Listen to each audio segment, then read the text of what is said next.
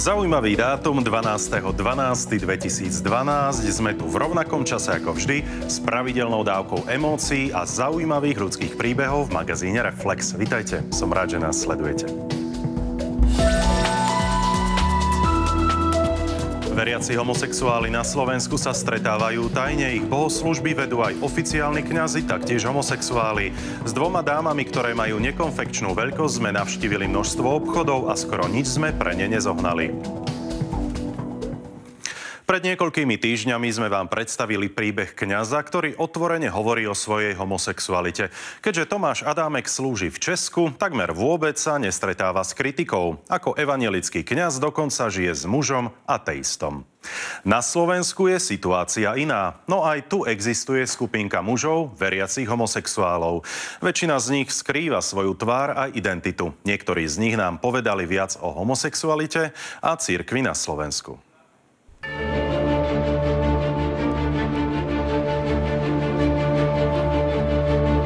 Ide nám o to, aby sme žili svoju vieru a pritom nepopierali svoju orientáciu, svoju identitu.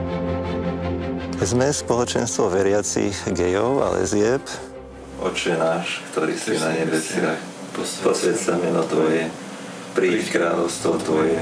Gej kresťania na Slovensku majú asi 40 členov. Pravidelne sa stretávajú, spoločne sa modlia a diskutujú o rôznych témach. Spolu sa cítia ako jedna veľká rodina. Je nám jasné, že väčšina našich materských cirkví odsudzuje spolužitie dvoch ľudí rovnakého pohlavia.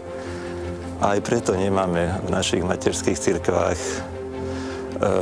miesto alebo priestor, aby sme sa mohli stretávať otvorene. Cirkev vlastne prijíma každého človeka, aj s jeho sexuálnou orientáciou. To, čo odmietame, sú skutky toho človeka, ktoré považujeme za hriech. Učenie Vatikánu alebo nariadenie Vatikánu sú vyslovene proti tomu, aby sa stretávali spoločenstva homosexuálnych veriacich, pokiaľ zároveň nevedú svojich členov k tomu, aby žili až do smrti bez sexu. Ak by činnosť takéhoto zruženia veriacich homosexuálov bola v rozpore s tým, čo učí katolícka náuka, asi by sme ich nemohli podporiť. Napriek tomu máme veľmi dobré vzťahy s jednotlivcami, aj s jednotlivými kňazmi, aj z katolíckej cirkvi, aj z niektorých protestantských cirkví. A podporujú nás, robia nám duchovnú službu, chodia na naše stretnutia, modlia sa s nami, robia nám kázne a tak ďalej. Ja mám dojem, že oni radi k nám chodia, pretože cítia tú otvorenosť, že my máme radosť, že môžeme niekde o sebe otvorene rozprávať a to možno, že vo všetkých spoločenstvách až také nie je.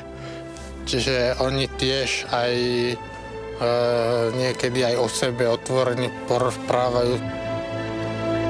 Áno, poznáme aj z vlastnej skúsenosti kňazov, ktorí sú homosexuálne orientovaní a majú problém s týmto výjsť na verejnosť, povedať to nahlas. A to aj vtedy, ak žiaden homosexuálny vzťah nemajú a nikdy nemali, čiže žijú podľa toho učenia. Učenie hovorí o tom, že homosexuáli si svoju orientáciu nevybrali, ale mali by žiť v celibáte.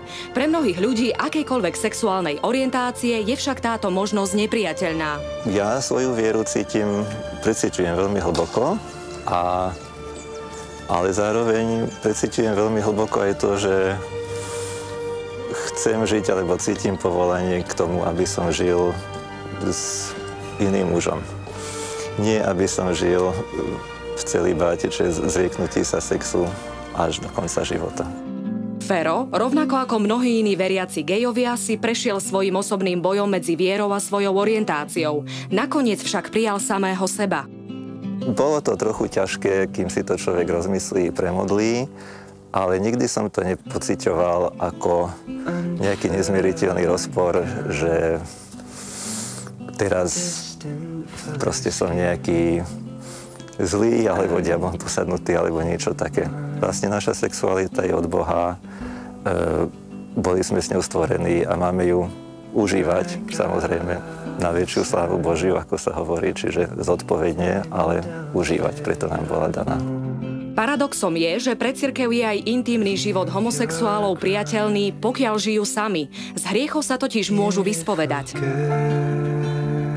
Žijem sám, nenašiel som zatiaľ toho človeka, s ktorým by som chcel spojiť svoj život, teda dlhodobo, až do konca života.